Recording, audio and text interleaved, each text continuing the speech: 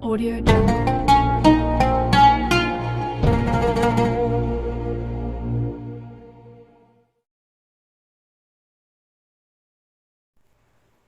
Assalamualaikum warahmatullahi wabarakatuh. Perkenalkan, nama saya Muhammad Muafiqul Husna dari kelas IAT 1A. Di sini saya akan menjelaskan tentang bagaimana hukum-hukum dan pengertian tajwid beserta contohnya. Tujuan saya membuat video ini tak lain ialah untuk memahami bagaimana pentingnya tajwid dalam membaca Al-Quran. Dan saya harapkan para penonton bisa memahaminya dan menambah wawasan ilmu yang bermanfaat. Amin, amin, ya robbal alamin.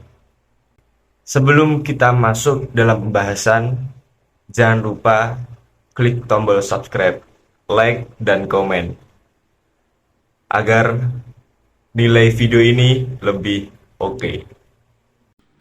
Sebelum masuk pada pembahasan yang mendalam tentang hukum-hukum tajwid, kita harus mengenal apa sih tajwid itu.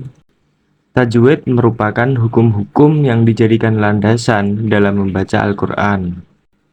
Sebab, jika kita salah dalam melafalkan satu huruf saja dalam ayat Al-Quran, bisa merubah makna dari ayat tersebut.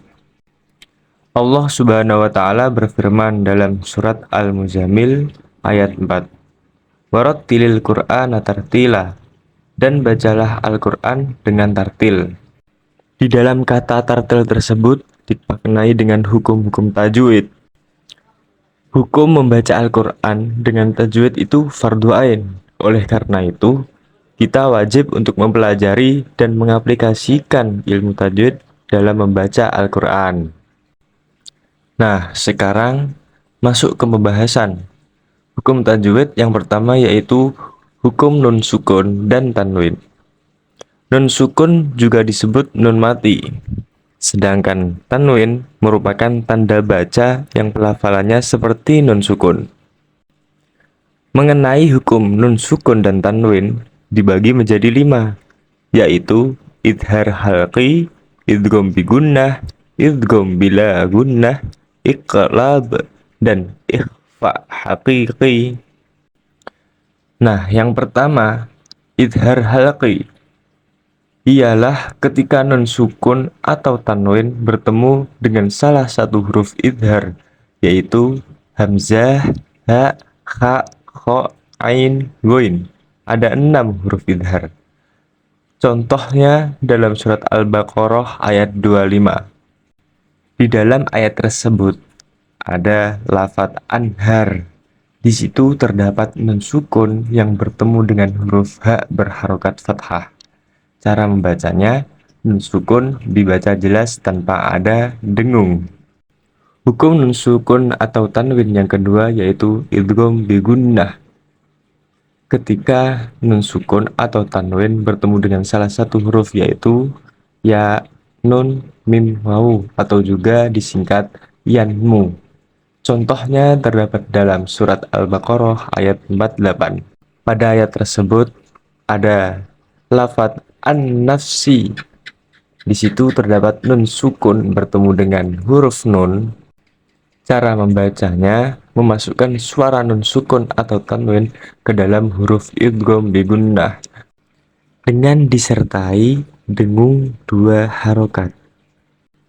Selanjutnya, hukum nun sukun atau tanwin idgham bila gunnah ialah ketika nun sukun atau tanwin bertemu dengan salah satu dari huruf, yaitu lam dan ro. Contohnya dalam surat Ali Imran ayat 3. Di dalam ayat tersebut ada lafadz musaddiqal lima, yaitu terdapat tanwin bertemu lam. Cara membacanya memasukkan suara nun sukun atau tanwin ke dalam huruf idgham bila gunnah tanpa disertai dengung. Selanjutnya, hukum nun sukun atau tanwin yang keempat, yaitu iqlab, ialah ketika nun sukun atau tanwin bertemu dengan huruf ba. Contohnya terdapat pada surat Ali Imran ayat 44. Di dalam ayat tersebut ada lafaz min ambai, yaitu terdapat nun sukun bertemu dengan huruf iqlab, yaitu ba. Cara membacanya dengan mengganti huruf nun sukun atau tanwin menjadi mim sukun disertai dengung 2 harokat. Hukum nun sukun atau tanwin selanjutnya yang terakhir, ikhfa hakiki, yaitu ketika nun sukun atau tanwin bertemu salah satu huruf ikhfa yang jumlahnya ada 15, yaitu ta, sa, jim, dal, dal, za, shin, shin, sod, dod, to, do, fa, qof, kaf. Contohnya dalam surat Ali Imran ayat 63. Di dalam ayat tersebut ada lafaz fa in tawallau. Terdapat nun sukun bertemu salah satu huruf ikhfa hakiki, yaitu ta. Cara membacanya dengan menyamarkan bacaan nun sukun atau tanwin sepanjang 2 harokat. Selanjutnya, pembahasan dari hukum tajwid, yaitu hukum mim sukun dan gunnah. Hukum mim sukun sendiri dibagi menjadi 3 bagian, sedangkan gunnah hanya satu, yaitu gunnah musyaddadah. Hukum mim sukun yang pertama yaitu idgham syafawi atau sering disebut idgham mimi, ialah apabila mim sukun bertemu dengan mim. Contohnya dalam surat An-Nisa ayat 21. Di dalam ayat tersebut ada lafaz minkum misakon, yaitu terdapat mim sukun bertemu dengan huruf mim. Cara membacanya, mim sukun dibaca dengung 2 sampai 3 alif disertai bibir terkatup. Yang kedua, ikhfa syafawi, ialah apabila mim sukun bertemu dengan ba. Contohnya dalam surat An-Nisa ayat 46. Di dalam ayat tersebut ada lafaz anfusuhum balillahu yuzakki man yasha. Nah, di situ terdapat mim sukun bertemu dengan huruf ba. Cara membacanya dibaca samar antara mim sukun dengan ba disertai dengung 1 alif. Yang ketiga, hukum mim sukun idhar syafawi, ialah apabila mim sukun bertemu salah satu huruf hijaiyah kecuali mim dan ba. Contohnya dalam surat An-Nisa ayat 63. Di dalam ayat tersebut ada lafaz fi qulubihim fa'arid anhum. Di situ terdapat mim sukun bertemu dengan huruf fa. Cara membacanya dengan mim sukun dibaca jelas tanpa dengung disertai bibir terkatup. Kemudian masuk ke hukum gunnah musyaddadah apabila ada nun bertasdid dan mim bertasdid. Contohnya dalam surat An-Nisa ayat 137. Di dalam ayat tersebut ada lafaz innalladzina amanu summa kafaru summa amanu. Terdapat nun bertasdid dan mim bertasdid. Cara membacanya mendengungkan bacaan mim tasdid atau nun tasdid sepanjang 2 harokat atau 2 ketukan. Lanjut ke pembahasan hukum tajwid yang ketiga, yaitu hukum mad asli. Jenis mad asli hanya ada satu, yaitu mad tabi'i. Mad tabi'i ialah apabila ada huruf alif bertempat setelah harokat fathah, Ya bertempat setelah kasroh dan waw setelah domah. Contohnya terdapat dalam surat Al-Maidah ayat 22. Di dalam ayat tersebut ada lafaz qalu, yaitu terdapat huruf alif bertempat setelah harokat fathah. Cara membacanya dibaca panjang 2 harokat atau 1 alif. Masuk ke pembahasan hukum tajwid yang keempat, yaitu tentang mad far'i. Mad far'i ada banyak jenisnya, namun di sini kita bahas 6 jenis saja, yaitu yang pertama, mad wajib muttasil. Ialah apabila huruf mad bertemu dengan hamzah dalam satu kalimat. Contohnya dalam surat Al-Maidah ayat 40. Di dalam ayat tersebut ada lafaz mayyasha'u, yaitu terdapat huruf mad alif bertemu dengan huruf hamzah dalam satu kalimat. Cara membacanya dibaca panjang 2,5 alif atau 5 harokat.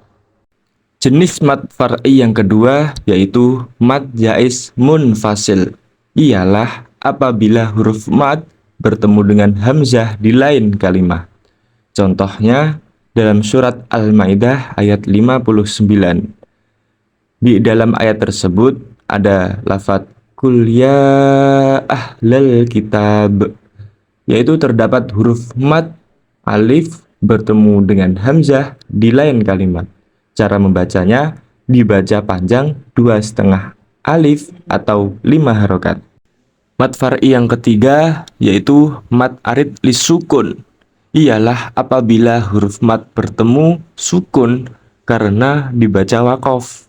Contohnya pada surat Al-Maidah ayat 99. Di dalam ayat tersebut ada lafaz yang bunyinya ma ta'buduna ma taktumun, yaitu terdapat huruf mad waw bertemu sukun karena dibaca waqaf. Cara membacanya boleh dibaca panjang 1, 2, atau 3 alif sama dengan 2, 4, atau 6 harokat. Mad far'i yang keempat yaitu mad lain.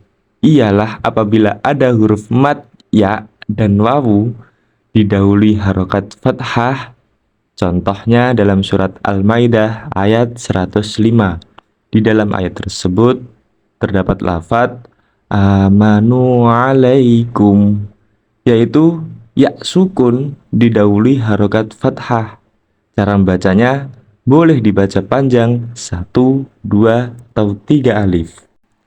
Mad far'i yang kelima yaitu mad iwad. Ialah apabila ada harokat fathatain di akhir kalimat dan dibaca waqaf selain tak marbutoh. Contohnya dalam surat Al-An'am ayat 161. Di dalam ayat tersebut terdapat lafaz yang bunyinya Ibrahim Hanifan. Ya, di situ ada harokat fathatain karena dibaca waqaf selain tak marbutoh. Cara membacanya dibaca panjang 1 alif atau 2 harokat. Hukum mad far'i yang keenam yaitu mad badal. Ialah apabila ada hamzah yang dibaca panjang.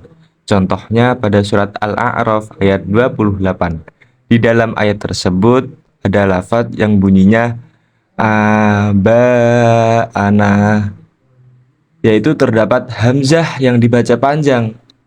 Cara membacanya dibaca 1 alif atau 2 harokat. Masuk ke pembahasan selanjutnya yaitu tentang hukum ro'. Di sini hukum ro' dibagi menjadi 3, yaitu 1 tafhim, 2 tarqiq, 3 jawazul wajhain. Hukum ro' yang pertama yaitu tafhim. Ialah huruf ro' yang dibaca tebal. Contohnya di dalam surat Al-A'raf ayat 35. Di dalam ayat tersebut ada lafaz berbunyi rusulum minkum. Di situ terdapat ro' berharokat domah. Cara membacanya dibaca tebal, disertai bibir sedikit mencucu ke depan. Hukum ro yang kedua yaitu taraqi, ialah huruf ro yang dibaca tipis. Contohnya di dalam surat Al-A'raf ayat 47. Di dalam ayat tersebut ada lafaz yang berbunyi wa idza surifat. Terdapat ro berharokat kasroh. Cara membacanya ro dibaca tipis. Hukum ro yang ketiga yaitu jawazul wajhain, ialah huruf ro yang boleh dibaca tebal atau tipis. Contohnya terdapat dalam surat Al-An'am ayat 7. Di dalam ayat tersebut ada lafaz berbunyi qirtosin, yaitu terdapat ro sukun, huruf sebelumnya berharokat kasroh, dan sesudah ro sukun huruf isti'la. Cara membacanya boleh dibaca tebal atau tipis. Pembahasan hukum tajwid selanjutnya mengenai hukum lafadz al-jalalah. Hukum ini dibagi menjadi dua, yaitu tafkhim dan tarqiq. Tafkhim terjadi apabila lafadz Allah didahului harokat fathah atau dhammah. Contohnya pada surat Al-A'raf ayat 28. Di dalam ayat tersebut berbunyi lafadz wallahu. Di situ ada lafadz Allah didahului harokat fathah. Cara membacanya lafadz Allah dibaca tebal. Selanjutnya tarqiq terjadi apabila lafadz Allah didahului harokat kasroh. Contohnya pada surat Al-A'raf ayat 33. Di dalam ayat tersebut berbunyi lafadz billahi. Pada lamnya lafadz Allah didahului harokat kasroh. Cara bacanya lafadz Allah dibaca tipis. Masuk pembahasan mengenai hukum qalqalah. Huruf qalqalah ada 5, diantaranya ba, jim, dal, to, kof, atau juga disingkat baju di toko. Hukum qalqalah ada 2, yaitu qalqalah sugro dan qalqalah kubro. Qalqalah sugro yaitu apabila ada huruf qalqalah bersukun asli atau bertempat di tengah-tengah kalimat. Contohnya pada surat Al-A'raf ayat 41. Di dalam ayat tersebut ada lafadz berbunyi najzid dolimin, yaitu ada huruf qalqalah jim yang matinya asli atau berada di tengah-tengah kalimat. Cara membacanya memantulkan huruf jim dengan tipis. Hukum qalqalah yang kedua yaitu qalqalah kubro, ialah apabila ada huruf qalqalah mati karena dibaca waqaf atau berada di akhir kalimat. Contohnya pada surat Al-Anfal ayat 13. Di dalam ayat tersebut ada lafadz berbunyi al-iqab, yaitu ada huruf qalqalah ba yang matinya karena dibaca waqaf. Cara membacanya memantulkan huruf ba dengan tebal. Selanjutnya pembahasan yang terakhir pada hukum tajwid ini, yaitu hukum waqaf dan wasol. Ada banyak jenis-jenis hukum waqaf dan wasol. Di pembahasan kali ini kita akan bahas 3 waqaf, yaitu waqaf lazim, waqaf lam wasol, dan waqaf jaiz. Waqaf lazim merupakan tanda waqaf yang ditandai huruf mim kecil di atas kalimat, seperti pada surat An-Nisa ayat 171. Di dalam ayat tersebut ada lafadz berbunyi subhanahu ayyakuna lahu walad, yaitu terdapat tanda mim kecil di atas, tanda waqaf lazim. Cara bacanya wajib dibaca waqaf. Hukum waqaf yang kedua yaitu waqaf lam wasol, ialah tanda waqaf yang ditandai huruf lam kecil di atas kalimat, seperti pada surat Al-Anfal ayat 31.